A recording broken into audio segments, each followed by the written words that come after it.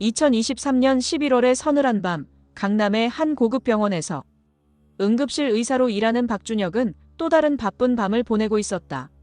15년차 외과 의사인 그는 어떤 응급 상황에도 당황하지 않는 냉철함으로 유명했다.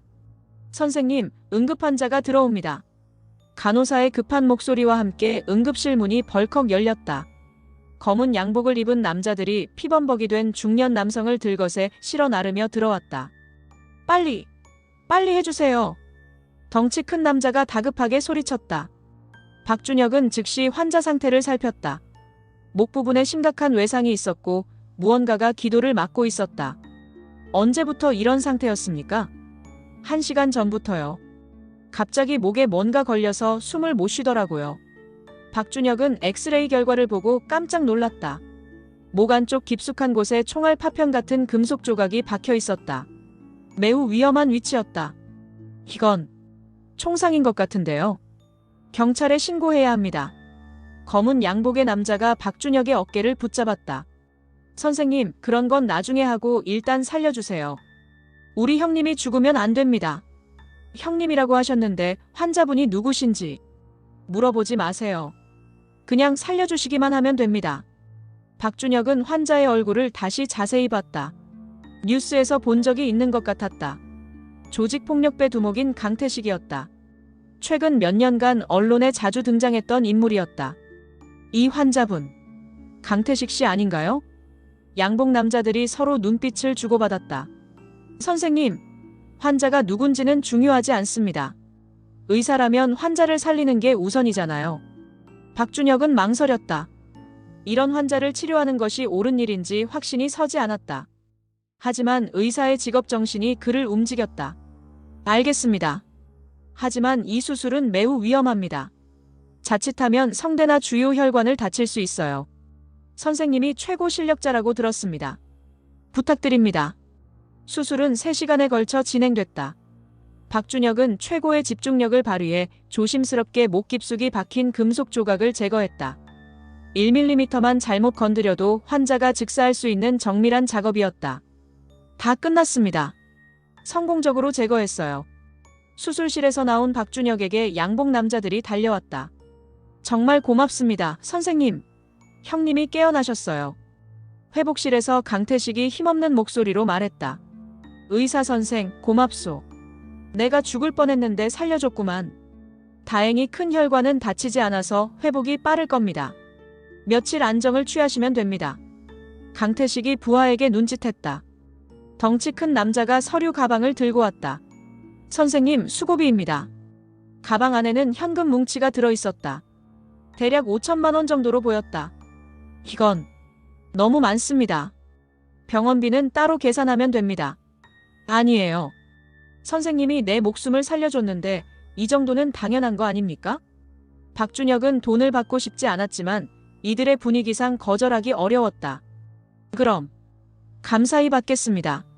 며칠 후 강태식은 완전히 회복되어 퇴원했다. 그런데 그 다음 주부터 이상한 일들이 벌어지기 시작했다. 선생님, 또 응급 환자입니다. 이번에도 강태식의 부하들이 총상 환자를 데리고 왔다. 이분도 같은 조직 사람인가요? 네, 우리 조직원이에요. 부탁드립니다. 박준혁은 어쩔 수 없이 또 수술을 했다. 그런데 이런 일이 계속 반복됐다. 일주일에 2~3번씩 강태식 조직의 부상자들이 실려왔다. 한 달 후, 박준혁은 강태식을 따로 만났다. 강 회장님, 이제 그만했으면 좋겠습니다. 저는 일반 응급의료진이지 조직 전담 의사가 아닙니다. 강태식이 웃으며 대답했다. 선생님, 뭘 그리 딱딱하게 말씀하세요. 우리가 선생님께 얼마나 신세를 지고 있는데요. 저는 충분히 도움을 드렸습니다. 이제는 아직 끝나지 않았어요, 선생님. 강태식의 말투가 갑자기 차가워졌다. 무슨 뜻입니까? 선생님이 우리를 도와주신 건 고맙지만 선생님도 이제 우리와 같은 배에 탔다는 걸 잊으시면 안 돼요. 저는 단지 환자를 치료한 것뿐입니다. 하지만 경찰에 신고하지 않았잖아요. 총상 환자를 치료하고도 신고하지 않은 건 의료법 위반이에요. 박준혁은 이제야 자신이 함정에 빠졌다는 것을 깨달았다.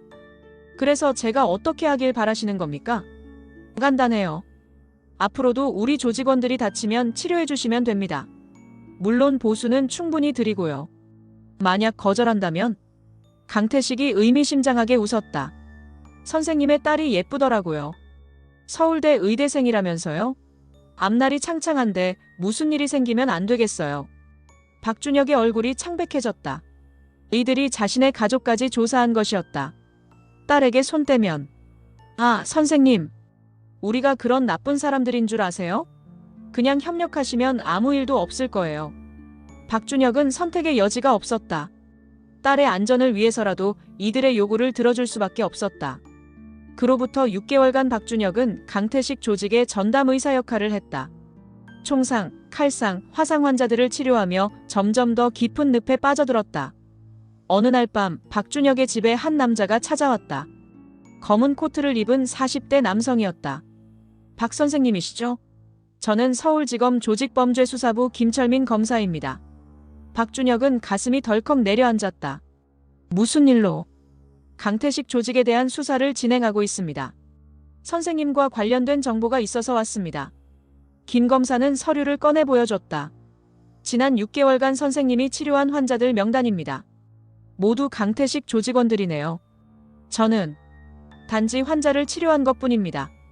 의료법상 총상 환자는 즉시 경찰에 신고해야 하는데 한 건도 신고하지 않으셨군요. 박준혁은 더 이상 변명할 수 없었다. 선생님, 우리와 협력하십시오. 강태식 조직의 내부 정보를 제공해 주시면 선생님의 법적 처벌을 최소화해 드리겠습니다. 그게 가능한 일인가요? 물론입니다. 선생님도 피해자라는 걸 우리는 알고 있어요. 협력하시면 도와드리겠습니다. 박준혁은 며칠간 고민했다. 이제 와서 강태식을 배신하면 딸이 위험해질 수도 있었다. 하지만 계속 이런 식으로 살 수는 없었다. 결국 박준혁은 김 검사와 협력하기로 했다. 강태식 조직의 아지트 위치, 조직원들의 신상정보, 범죄 활동 등을 제공했다. 수사가 진행되면서 강태식은 박준혁을 의심하기 시작했다. 선생님, 요즘 경찰들이 우리 동태를 너무 자세히 알고 있어요. 혹시 선생님이 무슨 말씀이세요? 저는 단지 환자를 치료할 뿐입니다. 그런가요? 그럼 마지막 부탁이 하나 있어요. 강태식이 서류를 꺼내 보여줬다. 이건 우리 조직의 전체 자금 거래 내역이에요. 혹시 경찰에 걸리면 이걸 안전한 곳에 숨겨주셔야 해요. 박준혁은 깜짝 놀랐다. 이건 결정적인 증거물이었다. 왜 저에게 이런 걸? 선생님이 가장 믿을 만한 사람이거든요. 우리와 운명을 같이 한 사람이니까. 박준혁은 서류를 받았다. 이것만 있으면 강태식 조직을 완전히 붕괴시킬 수 있을 것이었다. 며칠 후 대규모 경찰 작전이 시작됐다. 강태식과 주요 조직원들이 모두 체포됐다. 박준혁이 제공한 정보 덕분이었다. 체포되기 직전 강태식이 박준혁에게 전화했다. 선생님, 역시 당신이었군요. 저는 괜찮아요. 어차피 예상했던 일이에요. 그런데 한 가지 궁금한 게 있어요. 뭔가요? 선생님은 내가 처음 왔을 때 신고하지 않았잖아요. 그때 신고했다면 이런 일은 없었을 텐데 말이에요. 박준혁은 할 말이 없었다. 그리고 지난 6개월간 받은 치료비는 얼마나 됩니까? 2억? 3억? 그건 제가 원한 게 아닙니다. 하지만 받으셨잖아요. 선생님도 결국 돈에 눈이 멀었던 거 아닙니까? 강태식이 비웃는 듯한 목소리로 계속했다. 선생님, 내가 마지막으로 한 가지만 말해주죠. 선생님은 내 목숨을 살려준 은인이에요. 그런 선생님을 해칠 생각은 없었어요. 그럼 왜 제 딸을 위협한 건가요? 위협이라고요? 저는 단지 선생님 딸이 우수하다고 칭찬한 것뿐인데요. 박준혁은 깜짝 놀랐다. 무슨 뜻입니까? 선생님이 저를 배신할까봐 걱정하긴 했지만 실제로는 아무것도 하지 않았어요. 선생님이 스스로 겁을 먹고 계속 협력한 거죠. 그럼 제 딸은 안전했던 건가요? 물론이죠. 우리가 의사 가족을 해칠 이유가 뭐 있겠어요? 박준혁은 충격을 받았다.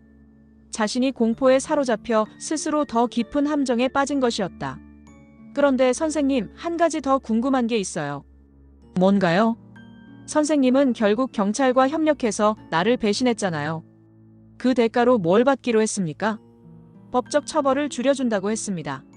강태식이 크게 웃었다. 선생님은 정말 순진하시네요. 검찰이 선생님을 도와줄 거라고 믿으세요? 무슨 뜻입니까? 선생님은 이미 6개월간 우리 조직의 공범이었어요. 의료법 위반, 범죄 은닉, 자금 세탁 방조. 죄목이 한두 개가 아니에요.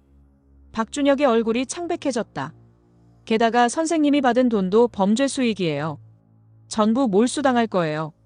그럼 저는 아마 실형은 면하기 어려울 거예요. 의사 면허도 취소될 가능성이 높고요. 박준혁은 모든 것이 무너지는 느낌이었다. 선생님, 마지막으로 한 가지만 묻고 싶어요. 뭔가요? 처음에 내 목숨을 살려준 건 정말 의사로서의 양심 때문이었나요? 아니면 돈 때문이었나요? 박준혁은 대답할 수 없었다. 처음에는 정말 환자를 살리고 싶은 마음이었지만 나중에는 돈과 위협 때문에 계속했던 것이 사실이었다. 선생님, 내가 마지막으로 조언 하나 드릴게요. 뭔가요?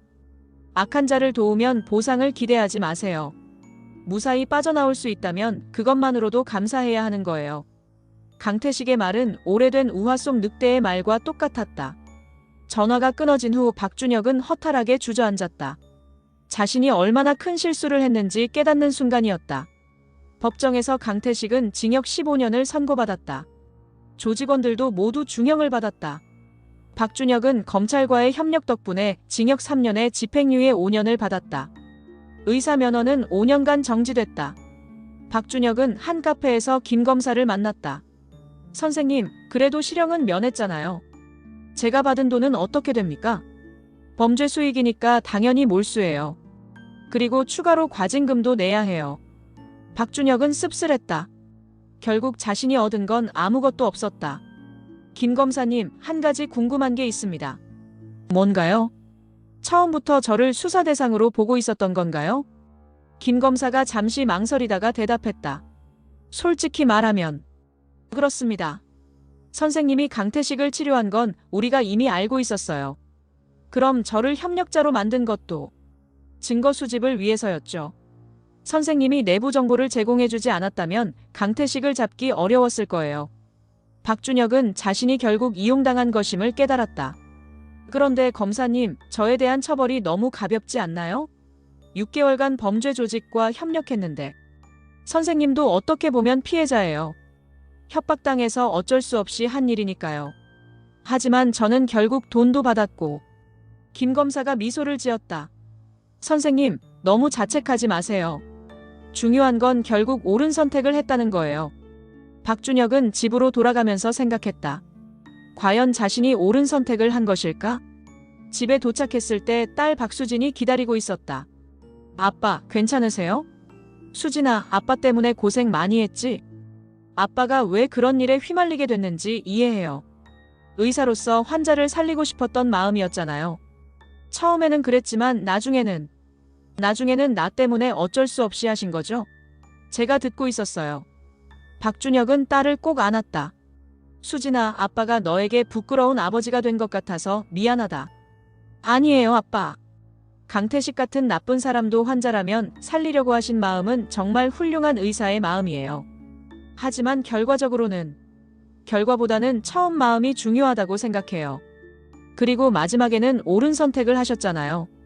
몇 년이 지난 후 박준혁은 면허 정지가 끝나고 다시 의사로 돌아왔다. 이번에는 아프리카에서 의료봉사를 하며 진정한 의미의 치료에 전념했다. 어느 날 현지에서 총상을 입은 군인을 치료하게 됐다. 그 군인은 반군 소속이었지만 박준혁은 망설이지 않고 치료했다. 의사 선생님, 제가 나쁜 사람인데도 살려주시는군요. 환자에게는 선악이 없어요. 생명은 모두 소중하니까요. 고맙습니다. 어떻게 보답을 해드릴까요? 박준혁이 웃으며 대답했다. 보답은 필요 없어요. 다시는 총을 들지 않는 것만으로도 충분합니다. 약속드릴게요. 그날 밤 박준혁은 일기를 썼다. 오늘 나는 다시 한번 깨달았다. 악한 자를 도울 때는 보상을 기대하지 말아야 한다는 것을.